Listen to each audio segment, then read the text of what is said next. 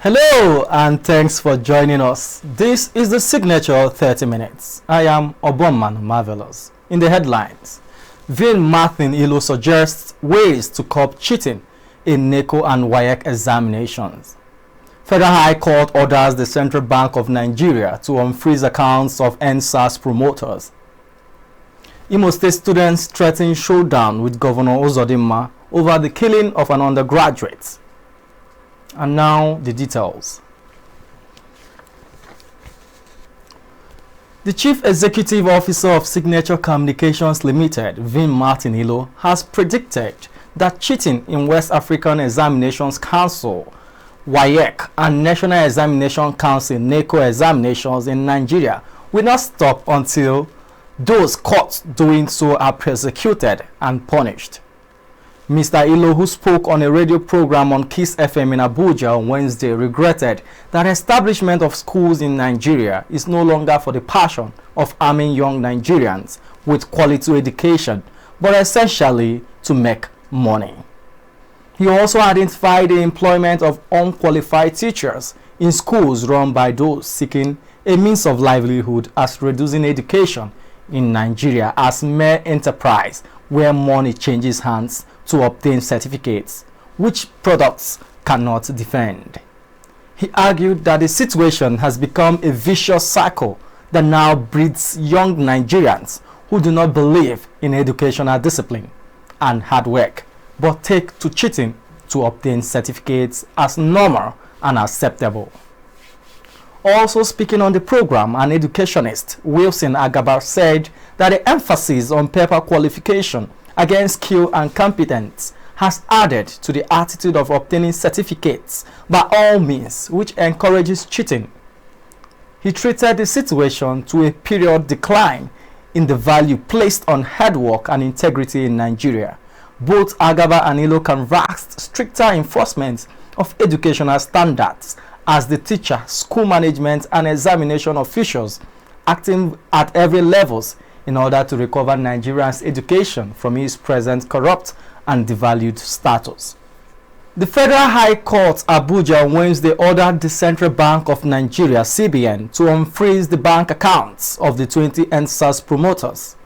Justice Ahmed Mohammed gave the ruling following the agreement reached by parties in the suit to amicably resolve the matter. Justice Mohammed, who commended counsel to the Central Bank, Michael Andoka, and lawyer to the defendants, Femi Falana, ruled that all processes filed in respect of the case are hereby deemed to have been withdrawn. The judge then set aside the November 4th, 2020 order and ordered that all the accounts of the affected persons be immediately defrozen.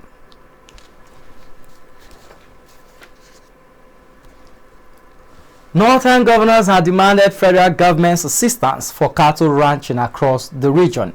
The governor of Plateau and chairman of the Northern Governors Forum, Simon Lalong, told newsmen on Tuesday that the governors have been in support of ranching for quite some time.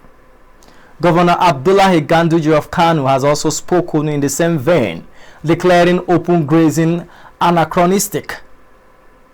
Governor Lalong said that with the rise of banditry and recent quick notice being bandied across the country, ranching offered only way to control the insecurity. He said all stakeholders, including members of Cattle Herders Association across the country, have accepted the idea of ranching. According to the governor, the Plateau State government has already allocated 74,000 hectares of land for the ranching exercise, but needs funding to develop the project. President Muhammadu Buhari on Wednesday presided over the Federal Executive Council meeting at the council chambers of the Presidential Villa, Abuja.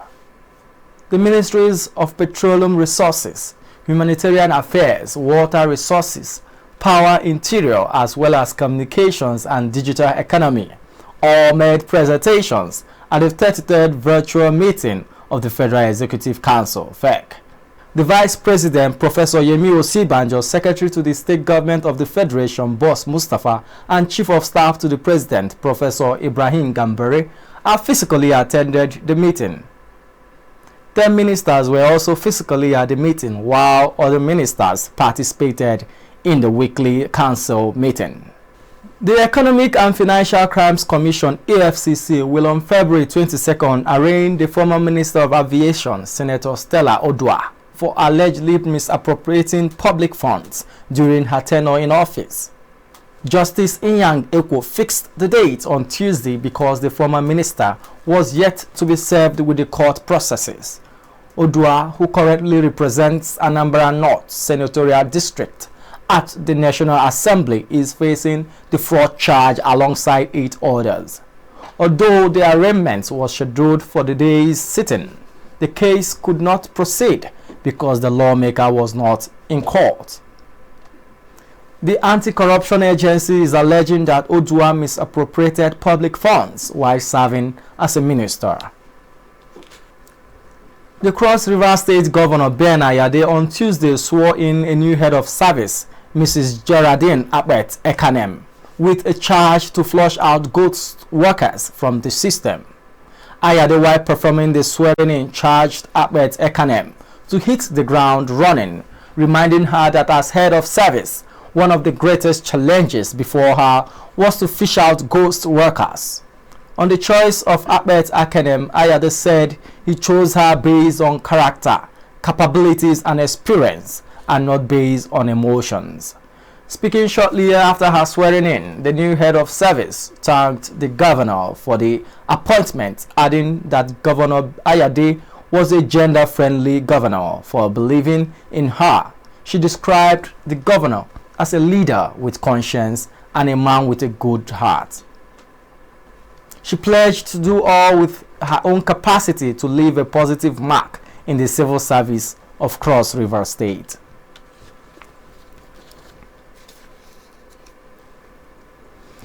The students of the Federal Polytechnic Nekedo Owerri, Imo State, have vowed to block the government house in protest if the family of a student of the institution, Anthony Chunwotito, who was killed by his caretaker, does not get justice. The Students' Union government of the institution, which is insisting on justice for the 100-level student, decried the intimidation of students by hostel owners. 20-year-old Chinwotude, a student of the Building Technology Department of the Polytechnic, was allegedly beaten unconscious by his caretaker on February 2nd over rent. He was rushed to the Federal Medical Center in Owerri, where he died on February 6th. The Students' Union president at the Polytechnic, Chukwe Buka Eze, said that the students would block the state government house to demand justice for their slain colleague if justice was not served quickly. Eze added that the students were demanding that the hostel where the undergraduate was attacked be shut and occupants refunded their rent.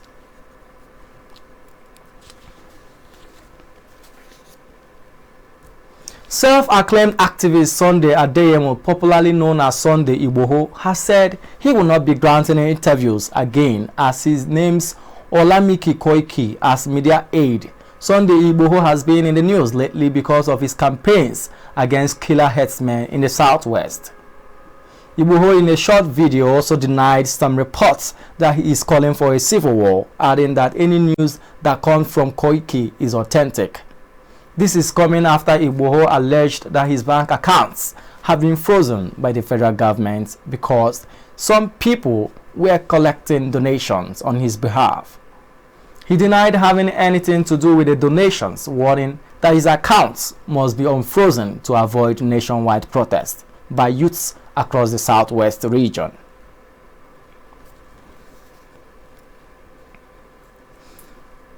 The United Kingdom government on Tuesday said that the Global Vaccine Alliance (GAVI) had announced that Nigeria would be one of the first countries to receive 60 million free doses of COVID-19 vaccines through the COVAX Global Vaccines Facility. The British High Commission office, in a statement, said that the free doses would be received in the first half of this year. It said that Gavi had shared the first forecast of countries who would receive COVID-19 vaccines through COVAX Advanced Market Commitment. According to the Commission, COVAX has allocated over 330 million doses for low and lower middle-income countries, including Nigeria.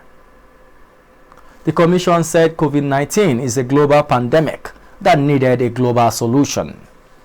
It also said that the United Kingdom was at the forefront of tackling COVID-19 internationally and so far had pledged up to £1.3 billion from United Kingdom aid to end the coronavirus pandemic as quickly as possible. It said that Nigeria, the UK, is supporting an effective rollout of the vaccines through engagement and technical assistance to the Ministry of Health and other relevant stakeholders.